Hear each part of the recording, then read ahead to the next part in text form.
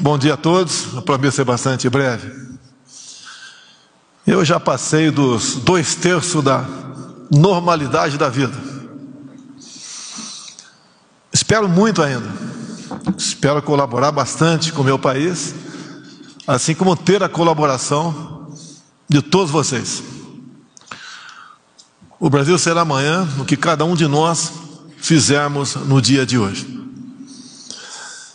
Eu aprendi cedo como resolver muitos problemas, é se colocar no lugar daquela pessoa que tem o problema a ser resolvido. A gente vai aprendendo também aqui. Estão vendo aqui que o evento é sobre a Caixa Econômica, mas quem abocanhou sem querer o evento foi o Tarcísio. Nós mostrando obras aqui dele. O homem tem uma capacidade excepcional. Podia estar aí fora ganhando 10 vezes mais do que ganha aqui. E fazendo um trabalho honesto, como faz no Ministério.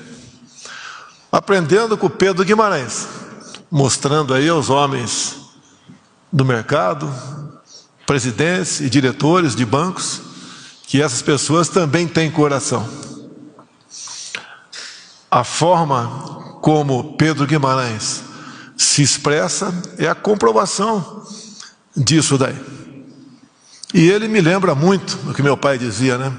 Aquele que esquece seu passado está condenado a não ter futuro. E ele sempre fala da vida difícil que ele teve e de onde chegou e onde fortuitamente nos encontramos nos Estados Unidos bem antes das eleições. Quando de repente eu estava falando com uma plateia de economistas, logo eu, quem tem de economia é o Paulo Guedes, e vi lá na plateia a Zélia Cardoso de Mello, e eu falando de economia para ela. É a vida. As coisas acontecem na nossa vida. Mas dizer uma coisa muito importante para vocês. Desculpa, eu falo pela minha idade, não pela função que tenho no momento aqui, presidente da República. Não pensem que certas coisas só acontecem com o vizinho ou com os outros. Infelizmente, estas coisas podem acontecer com cada um de nós. Não pensem o que acontece com certos países no mundo não pode acontecer com o Brasil. Quem diria, nos anos 90, que a nossa riquíssima integrante da OPEP, Venezuela, também riquíssima em minerais, chegasse à situação que chegou hoje em dia. Assim acontece com outros países. Jamais, pelo amor de Deus, a não ser aquele que queira se entregar inteiramente ao serviço da sua pátria, a minha cadeira. Alguém pode reagir, né? Então renuncia. Se a facada fosse decisiva naquele momento, é só imaginar quem estaria no meu lugar. O perfil dessa pessoa, o seu alinhamento com outros países do mundo, em especial aqui da América do Sul, onde nós estaríamos agora. E o futuro do nosso Brasil passa por quem vocês um dia colocar, obviamente, para pilotar esse grande país. Estamos acompanhando já os debates antecipados para 22. Eu sou melhor? Não. Aqui mesmo tem dezenas de pessoas melhores do que eu. Se for para olhar para o Brasil, são milhares de pessoas melhores do que eu. Mas quis o destino que caísse, que o governo, a presidência, ficasse comigo, sobrevivendo a facada, uma eleição completamente atípica, que não vai acontecer nos próximos 100 anos, outra igual a essa, e nós devemos aproveitar a oportunidade que Deus nos deu, para cada um dos presentes aqui, em especial para os ministros. 1000 dias de governo, com uma pandemia que muitos acham que o que acontece hoje, no tocante à economia, inflação, preço de combustíveis, de alimentos, entre outros problemas, está acontecendo porque eu sou presidente, e não em grande parte pelo que nós passamos, estamos passando ainda. Notícia agora, não confirmei, mas gás no Reino Unido, 300% de reajuste. Combustível nos Estados Unidos, esse eu tive lá, 40%. E alguns podem falar, o que nós temos a ver com o que acontece em outro país? O mundo todo está conectado. Uma decisão minha, uma fala minha equivocada ou distorcida, que é muito comum, mexe com a bolsa, mexe com o preço do dólar, aí vai nos combustíveis. Alguns acham que eu tenho o poder de decidir as coisas dentro da Petrobras. Nos Estados Unidos, ninguém culpa o governo pelo que acontece nos combustíveis. Aqui, o grande acionista é o governo federal. Mas temos normas, temos regras, tem lei da paridade e tantas outras coisas. Quando eu resolvi mudar o presidente da Petrobras, a mesma perdeu dezenas de bilhões de reais. E me acusar de interferir é um direito meu. Como a revista Veja perguntou para mim se eu trocaria o Paulo Guedes. Trocar o Paulo Guedes? Se for para trocar, tem que trocar com alguém com uma política diferente da dele. Senão é trocar 6 por meia dúzia. Como o FMI está vendo a economia no Brasil? Como ele mesmo disse, como nós nos comportamos durante a pandemia, se não tivesse alguém da garra dele, será que teríamos caído apenas, que é bastante, 4%, enquanto outros países caíram em média 9%? Como é que seria a recuperação do Brasil? Quando se fala do coração do Pedro da Caixa, em grande parte, o auxílio emergencial passou pelo coração do Paulo Guedes. Qual economista queria estar no lugar dele com aquela pandemia, tendo que fazer coisas completamente diferentes daquilo que ele se preparou ao longo de toda a sua vida, que nunca esteve na política, que resolveu acreditar num matuto como eu, no primeiro encontro nosso, aproximadamente 10 meses antes das eleições. Eu confesso, quando fui para o encontro com o Paulo Guedes, logicamente estudei um pouco da vida profissional dele, eu falei, o que ele viu em mim? Ele deve talvez ter pensado a mesma coisa. Mas nós, parece que foi um bom entendimento à primeira vista. Calcado o quê? O meu relacionamento com ele, como com qualquer um dos outros 22 ministros, era confiança e na lealdade de mão dupla. Não pode ser só do ministro para mim, tem que ser de mim para o ministro também.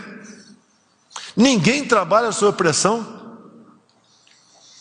Trabalha com observações, como hoje estive com o ministro Bento, conversando sobre a nossa Petrobras.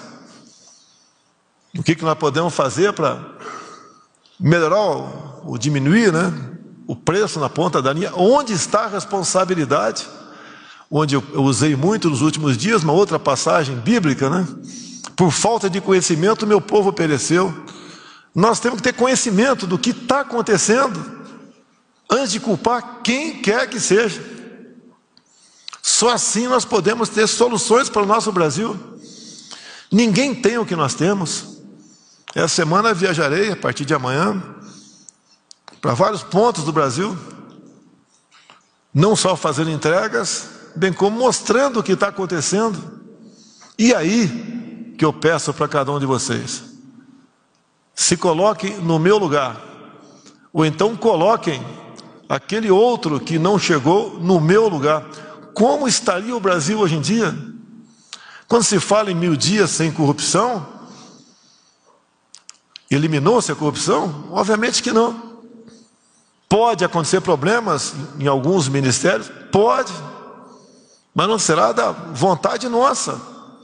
Nós vamos buscar maneira de, obviamente, apurar o caso e tomar as providências cabíveis com outros poderes sobre aquele possível ato irregular. Mas diminuiu muito a corrupção no Brasil, muito. Hoje tem um ministério que está cada vez mais casando com o próprio legislativo. As pressões do passado, que eu fiquei 28 anos dentro da Câmara, eram enormes aqui, em governos anteriores. Hoje existe, mas bem menores. Estamos sobrevivendo, estamos vencendo. Se eu errar, pessoal, vocês pagam a conta. Cada vez mais nos preocupamos, hoje em dia, com liberdade. Assistimos a semana passada algo estarrecedor. Numa grande rede de televisão, num quadro conhecido como Liberdade de Opinião, um famoso jornalista foi demitido por sua opinião. Não tem coisa mais absurda do que isso. Para onde estamos caminhando? Nos Estados Unidos, na iminência de retornar para cá, chegou para mim, em primeiro lugar, o nome do Queiroga, né, que estava ali infectado. Eu fui no quarto do Queiroga. Estava arrumadinho, cheiroso, bonitinho, feliz. E daí, Queiroga, tudo bem contigo? Tomou vacina? Tomei. Eu costumo brincar com ele, né? Dormiu de máscara? Né? Ele sorriu. Todo mundo sabe que raramente ele tira a máscara. Falei, você está infectado. Infelizmente não vai poder viajar conosco. Eu não vou falar tudo que conversei com ele, mas me dirigi a ele e falei o seguinte: você vai seguir o protocolo do Mandetta, esperar sentir falta de ar para procurar um médico, ou vai partir para um medicamento outro qualquer agora? Não vou responder a vocês o que ele me disse. Não estou contra a vacina. Se tivesse contra, Paulo Guedes, não teria assinado a medida provisória de dezembro do ano passado, destinando 20 bilhões para comprar vacina. Mas nós respeitamos a liberdade. Por mais que me acusam de atos antidemocráticos, são apenas acusações, ninguém mais do que eu respeita o direito de todos. A vacina não pode ser obrigatória. Tereza Cristina tomou as vacinas e está em casa. O Bruno Bianco, a mesma coisa. O meu filho, Eduardo Bolsonaro, a mesma coisa. Ainda uma grande incógnita nisso daí. Prato feito para a imprensa dizer que eu sou negacionista. É a liberdade. Tem certas coisas que você tem ou não tem. E nós temos que, cada vez mais, garantir isso. E quem garante isso? Não é um homem, não sou eu. Apenas, imagine se outro cara que ficou em segundo tivesse aqui, já teria, Carla Zambelli, imposto o passaporte da vacina no Brasil ou não? Eu acho que não preciso responder para vocês. Porque os seus assemelhantes e outros seus assemelhados em outros países, né, fizeram isso daí. Não tem coisa mais importante que a liberdade para todos nós. E como disse no começo, eu já vivi o suficiente. Lógico que não quero morrer hoje nem amanhã. Espero ficar mais uns 20 e poucos anos vivo. Com liberdade.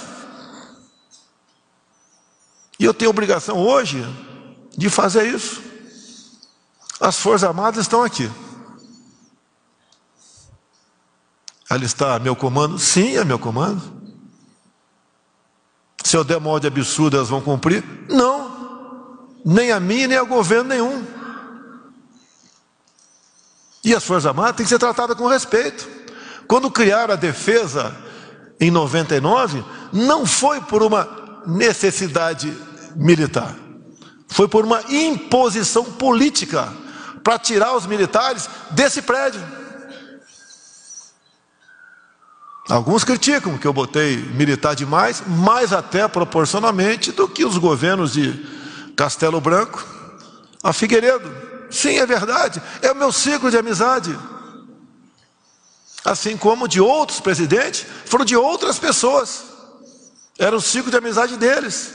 Comparem hoje todos os nossos ministros, incluindo os civis, com o que nos antecederam. É simples. Queremos a volta disso? O Ministério do passado do transporte, hoje, em infraestrutura, que eu comecei falando aqui, comparando o Tarcísio aí com o evento em si, que é do Pedro Guimarães, era um foco de corrupção e escândalo semanal. É difícil a gente trabalhar certo? É. Porque as pressões são enormes contra você. Cada vez que a gente toca fogo no ninho de rato, né, Paulo Guedes? O pessoal se volta contra a gente. Agora, que cada vez mais se está se entendendo no Brasil, é que todos nós, trabalhando pela nossa pátria, ela será melhor para todos nós. É simples. Não adianta você ter um container de dólar dentro de casa, se você não tem paz para ir para a rua. De nada vale dessa maneira. Saudades que eu tenho de minha vida de 3 anos atrás, tenho. Que eu podia pegar um calção com a minha filha de 8 anos e passear na praia da Barra da Tijuca, ou ir na padaria tranquilo.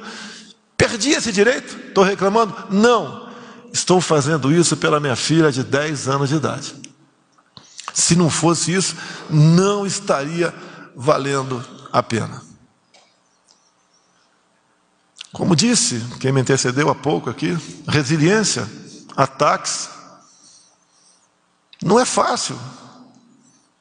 Mexe comigo, tudo bem, mas quando mexe com a família, com quem está próximo da gente, quando chega secretário reclamando, mais um processo, né?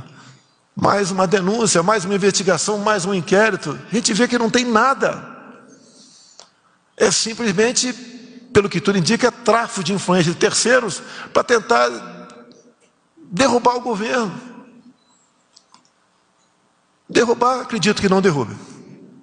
Não fizemos, eu e acredito meus ministros, fizemos nada de errado.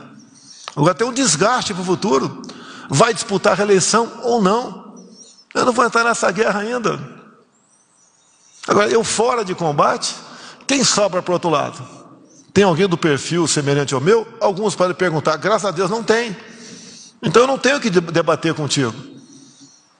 Você já sabe qual é o filme do futuro, porque você viveu 14 anos passado esse filme. E pode ter certeza, não serão apenas mais 14 anos, serão no mínimo 50.